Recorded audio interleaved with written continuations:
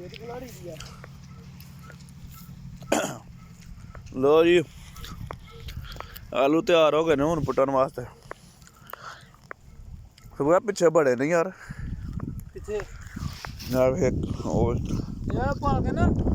या मोटे मोटे चुने फिर एक फेरा लाने ते चुन लेने मगर रहने किन्ने किन्ने गोते फेरन लाया इको ही फेरा लाया अच्छा कुत्ते आए ना रखे यार पानी पे हाथ में गल गए ना कमाद आलू गाजरा थोम यही आइटमां ने स्टाला हैं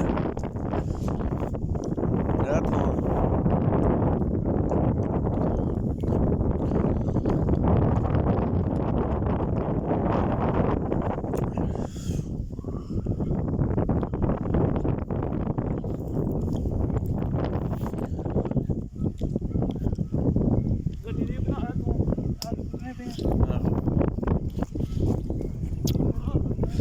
पर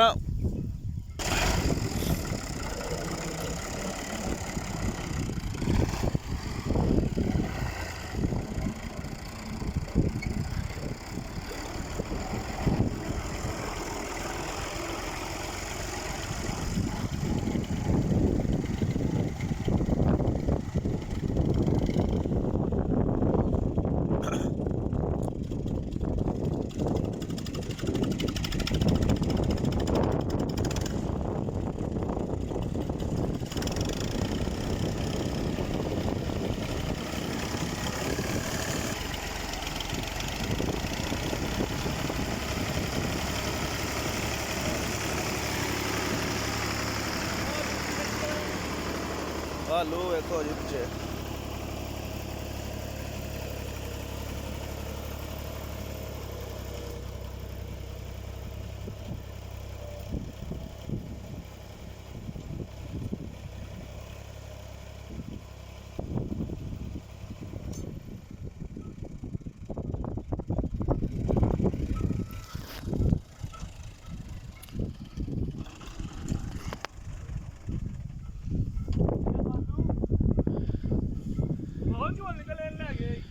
आहो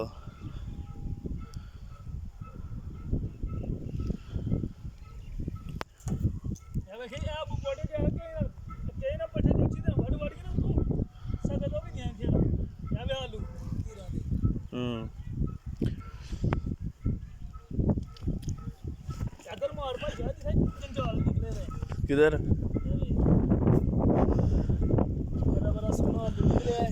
बड़ा बड़ा सोना माशाल्लाह आलू निकलिया जी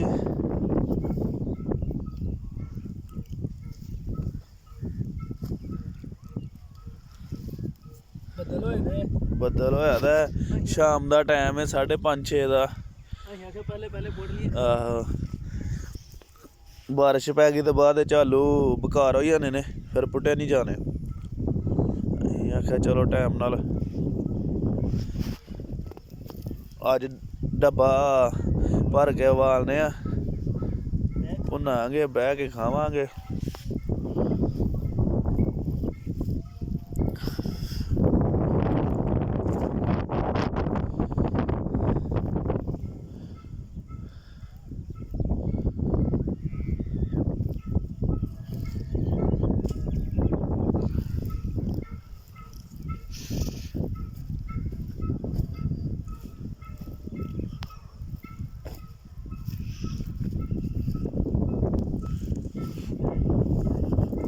महंगाई बड़ी हो गई है